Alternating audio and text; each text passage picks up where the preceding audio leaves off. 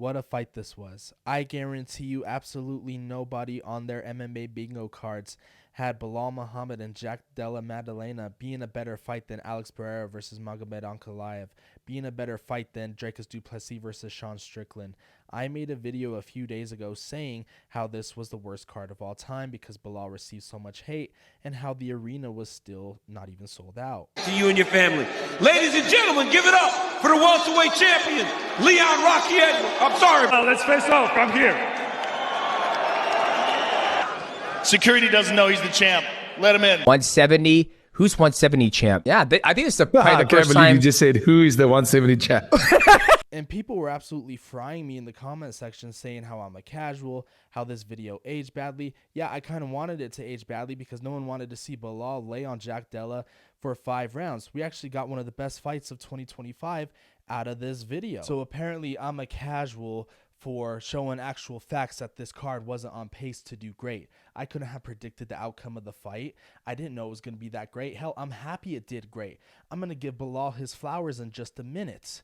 I'm a casual because I showed that the arena was barely sold out. Okay, yeah, sure. Because I'm brutally honest in each and every single one of my takes. That makes me a casual when I've been watching the sport since 2007, when I posted most of my content on this channel focused solely on MMA. Okay. I'll let y'all say what y'all want. I love each and every single one of you that watches my videos and comments on my videos. I'm not going to go after my fan base. I appreciate each and every single one of you. I love y'all. Now back to the fight.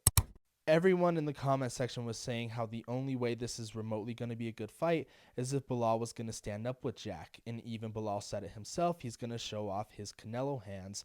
And that's exactly what he did. He stood up with Jack probably 80% of the fight.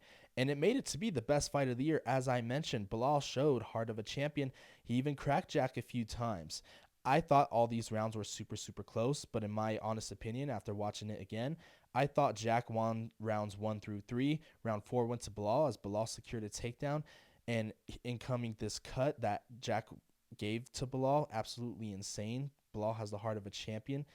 He won the 5th round. And I know many people were thinking, well, robbery maybe. No, it was a fair and square win by Jack. He won round 5, even though he got taken down in round 5. He wobbled Bilal when they stood back up to their feet. And he won fair and square.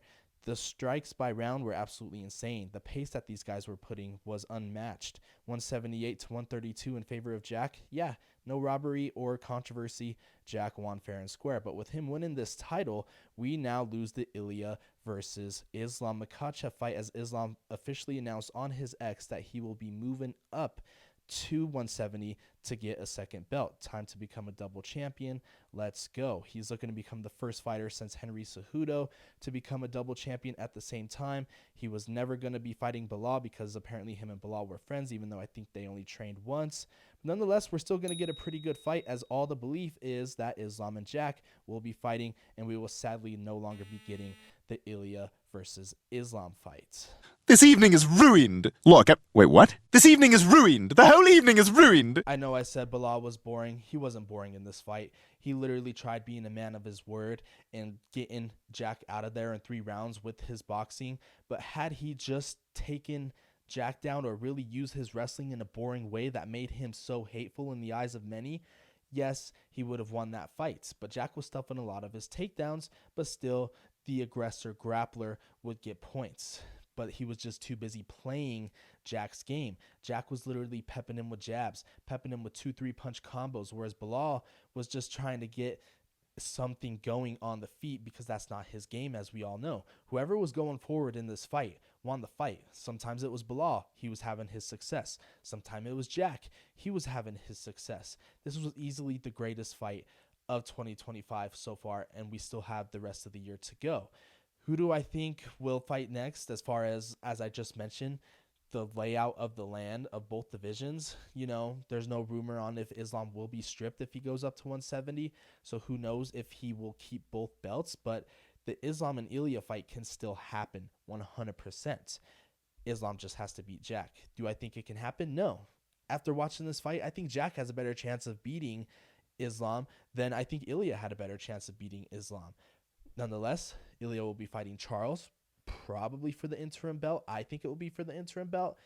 but we could still get that Ilya Islam fight because he looks like he wants to keep both divisions active and well. But I want to know what you guys think about this whole situation in the comment section. Who do you think should fight who next? Will Bilal be jumping back in the queue? Will he even be fighting Sean Brady for a number one contender fight? Or will he be fighting Ian Machado Gary? Welterweight is super, super fun as of right now, especially with the new champion at the helm. It's your boy Hollywood AJ. I'll see you on the next one.